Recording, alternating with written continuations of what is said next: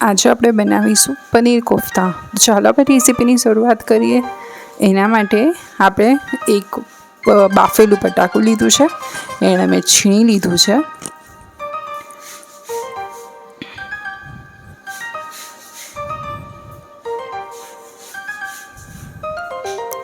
હવે બટાકાને સરસ રીતે હાથેથી વજન આપીને એક લોટ જેવી રીતે આપણે તપાઈ દઈશું કે બટાકાનો માવો એક લોટ જેવો થઈ જાય।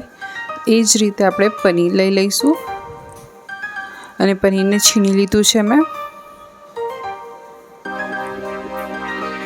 પનીરને બી બટાકાની જેમ હાથેથી વજન આપીને એક લોટ બાંધતા હોય એ રીતે આપણે એને મસળી લેવાનું છે।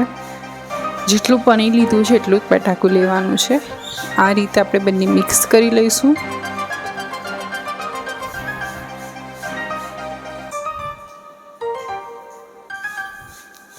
કાજુ અને બદામ એડ કરીશું, ઇલાયચીની ચપટી એડ કરીશું, મરી પાવડર એડ કરીશું,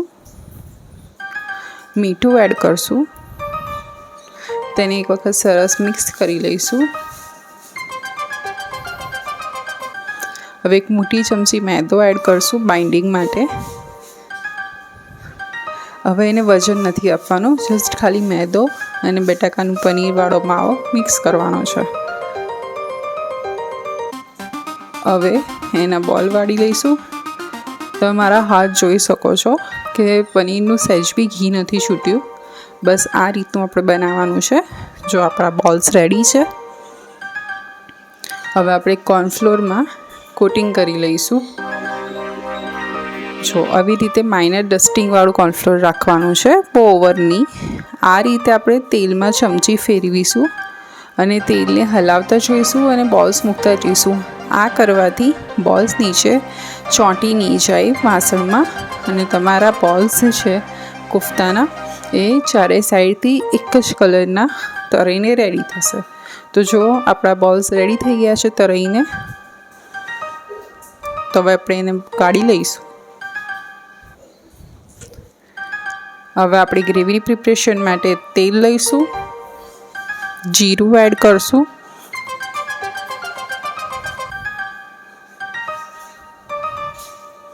જીરું સરસ તતળી ગયું છે, મરચાં એડ કરશું, ડુંગળી અને લસણ એડ કરશું,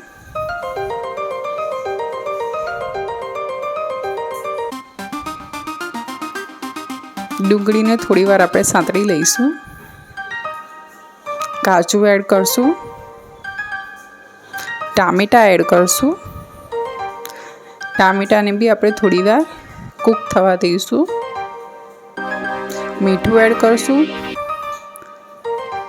લાલ મરચું એડ કરશું, હળદર એડ કરશું, કિચન કિંગ મસાલો એડ કરશું અને ફરી ગુડ સ્ટર આપી દઈશું।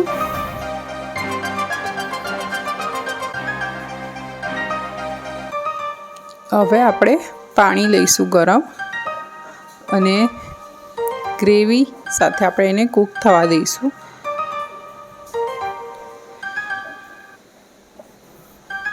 આ રીતે કૂક થઈ ગયા પછી આપણે એની પેસ્ટ બનાવી લઈશું। હવે તેલ લઈશું એને વઘાર કરવા માટે। 2 મોટી ચમચી તેલ લઈને મેં મરચું એડ કર્યું છે અને આપણી જે બનાવેલી પેસ્ટ હતી એ એડ કરશું। આપણી ઓલરેડી કૂક પેસ્ટ જ છે, પણ તો બી આપણે આ ગ્રેવીને 3 થી 4 મિનિટ માટે કૂક કરીશું। તમારી થિકનેસ જોઈને તમે પાણી એડ કરી શકો છો। કન્સિસ્ટન્સી પતલી રાખવાની છે, બહુ થીક નહીં ને બહુ જાડી નહીં, આ ટાઈપની। આપણે ક્રીમ એડ કરશું। તો આપણે પનીર કોફતાની ગ્રેવી રેડી છે, આપણે સર્વ કરીશું।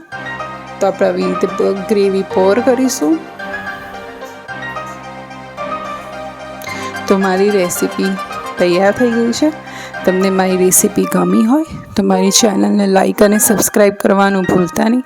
તમારા ફેમિલી અને ફ્રેન્ડ્સે મારી ચેનલ શેર કરવાનું તો જરાય ના ભૂલતા। Thank you, enjoy, by.